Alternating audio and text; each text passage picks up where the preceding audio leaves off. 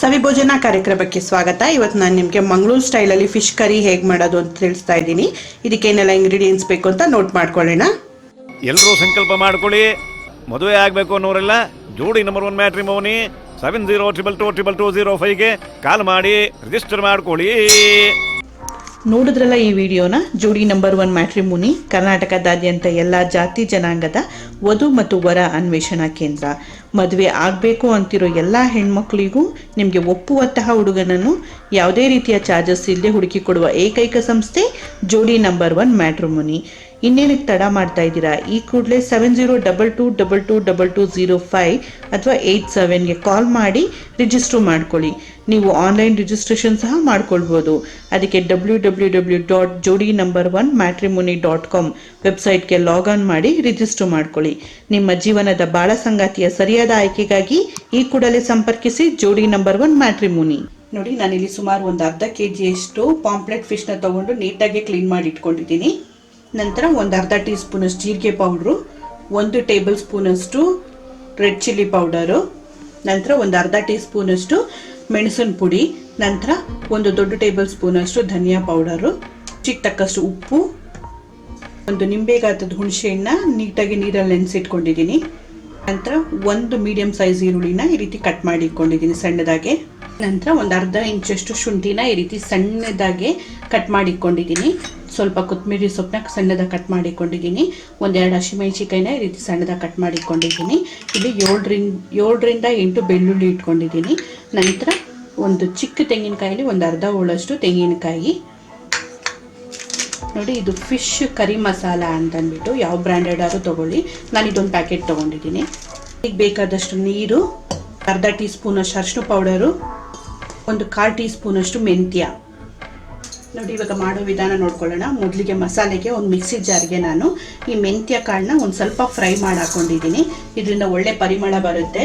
ಅದರ ತೆಂಗಿನಕಾಯಿ ತುರಿ, ನೋಡಿ ಬೆಳ್ಳುಳ್ಳಿ, ಅರಿಶಿನ ಪೌಡ್ರು, ಜೀರಿಗೆ ಪುಡಿ, ಧನಿಯಾ ಪುಡಿ, ರೆಡ್ ಚಿಲ್ಲಿ ಪೌಡರು, ಕಾಳು ಮೆಣಸಿನ ಪುಡಿ, ನಂತರ ಫಿಶ್ ಕರಿ ಪೌಡರು, ನೆನೆಸಿರೋಂಥ ಹುಣಸೆಹಣ್ಣು ಹಾಕೊಳ್ತಾ ಇದ್ದೀನಿ ನಾನು ಕಿವುಚ್ಕೊಂಡು. ಈ ಹುಣಸೆಹಣ್ಣು ರಸ ಇದರಲ್ಲೇ ನುಣುಪಾಗಿ ರುಬ್ಕೊಳ್ಳೋಣ ಇದನ್ನು.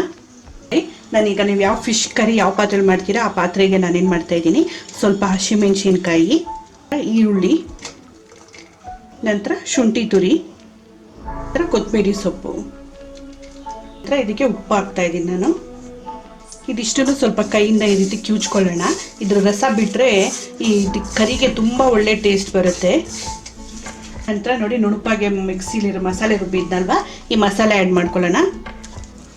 ನಂತರ ಮಿಕ್ಸಿ ತೊಳೆದಿರೋ ನೀರು ಆ್ಯಡ್ ಮಾಡ್ತಾ ಇದ್ದೀನಿ ನಾನು. ಕರಿದು ಥಿಕ್ನೆಸ್ ಕನ್ಸಿಸ್ಟೆನ್ಸಿ ಎಷ್ಟು ಬೇಕೋ ಅಷ್ಟಕ್ಕೆ ನೀರು ಹಾಕ್ಕೊಂಡು ಇದನ್ನು ಚೆನ್ನಾಗಿ ಮಿಕ್ಸ್ ಮಾಡಿ ಇಟ್ಕೊಂಡಿದ್ದೀನಿ. ಈಗ ಇದನ್ನು ಕುದಿಯೋಕ್ಕೆ ಬಿಡೋಣ. ನೋಡಿ, ನಾನು ಇವಾಗ ಗ್ಯಾಸ್ ಅಂಟಿಸಿ ಇದನ್ನು ಕುದಿಯೋಕ್ಕೆ ಇಟ್ಕೊಂಡಿದ್ದೀನಿ. ನೋಡಿ, ಈ ರೀತಿ ಚೆನ್ನಾಗಿ ಕುದೀತಾ ಇರಬೇಕಾದ್ರೆ ಗ್ಯಾಸ್ ಫ್ಲೇಮ್ನ ಸಿಮ್ಮಲ್ಲಿಟ್ಟು ಚೆನ್ನಾಗಿ ಈ ರೀತಿ ಮಿಕ್ಸ್ ಮಾಡಿ ಒಂದ್ಸಲ ಮೇಲೆ ಮುಚ್ಚಿ ಇದನ್ನು ಒಂದು ಗ್ಯಾಸ್ ಫ್ಲೇಮ್ನ ಒಂದು ಮೀಡಿಯಂ ಫ್ಲೇಮಲ್ಲಿ ಇಟ್ಕೊಂಡು ಚೆನ್ನಾಗಿ ಇದನ್ನು ಕುದಿಸ್ಕೊಳ್ಬೇಕು.